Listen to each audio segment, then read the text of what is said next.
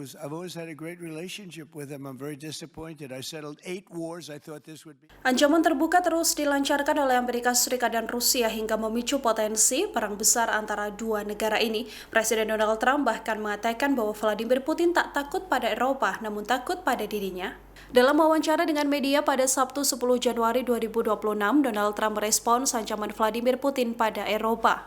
Trump lantas menuturkan bahwa Putin selama ini takut pada Amerika Serikat yang dipimpin oleh dirinya.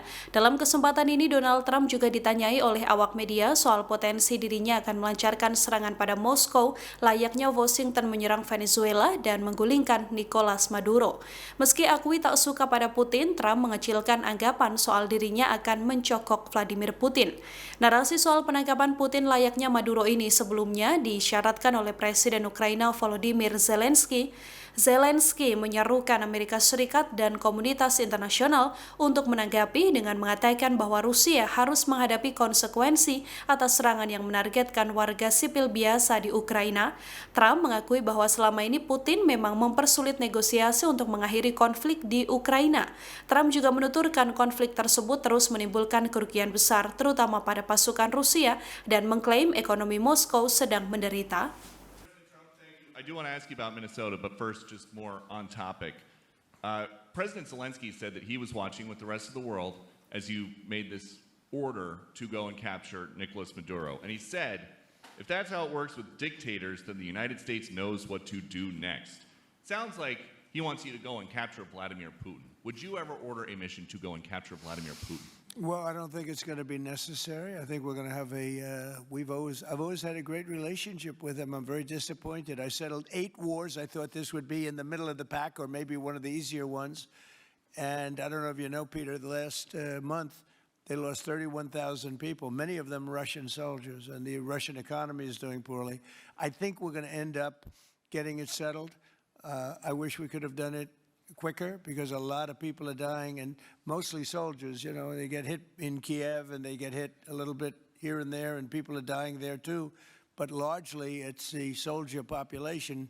When you have 30,000, 31,000 soldiers dying in a period of a month, 27,000 the month before, 26,000 the month before that, that's bad stuff. So as you know, President Biden gave $350 billion to Ukraine to fight, and we would never get that back, although I did make a rare earth deal to get it back, so we will be getting it back, but shouldn't have done that.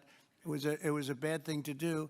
I will say that right now, because I was able to get NATO to up GDP from 2% to 5%, NATO's got a lot of money, and they're paying for everything. We're not losing any money. We're making a lot of money, I guess, if you think of it, because we're selling them military equipment. They're probably giving it to Ukraine, but we're selling them to NATO military equipment. We're getting full price and all of that, but that's not a big deal to me. What is a big deal is stopping a war where 30,000 people are being killed every single month.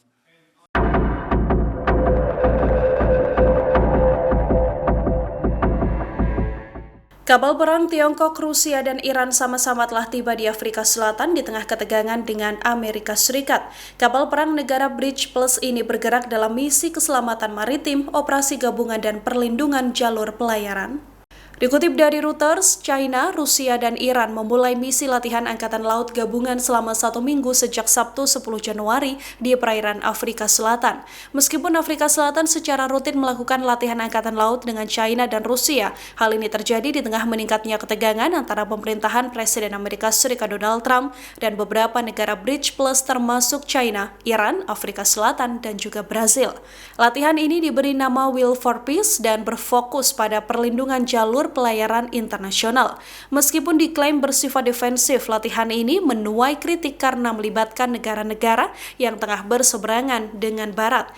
Dengan situasi ini, para pakar mempertanyakan mengapa kehadiran mereka bertepatan dengan meningkatnya geopolitik global. Bahkan para analis hubungan internasional juga memperingatkan bahwa kini posisi Afrika Selatan semakin sulit. Pretoria didilai beresiko terjepit antara tekanan diplomatik Amerika Serikat dan komitmen solidaritasnya dengan negara-negara global selatan dan juga Bridge Plus.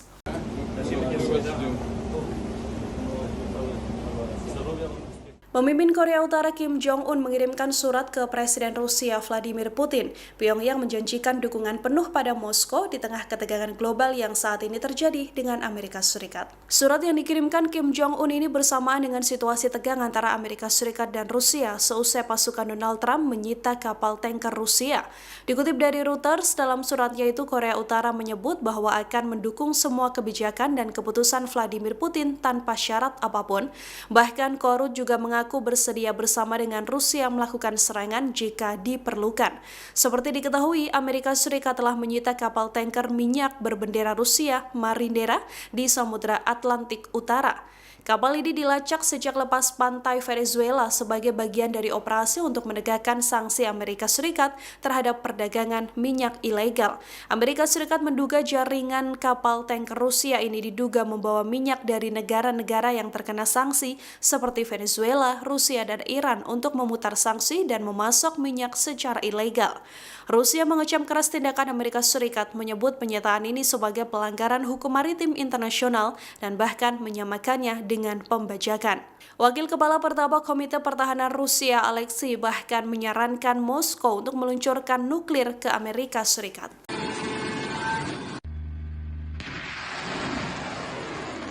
Angkatan bersenjata Iran menyiagakan semua pasukan dan persenjataan di tengah demonstrasi yang tengah pecah di dalam negeri. Bukan hanya untuk menghadapi pendemo, Teheran kini dihadapkan potensi adanya invasi besar dari Israel dan Amerika Serikat. Dari laporan Tehran Times, pasukan Ayar-Gizi Laksamana Muda Habibullah Sayari menuturkan semua pasukan keamanan saat ini sedang bersiap.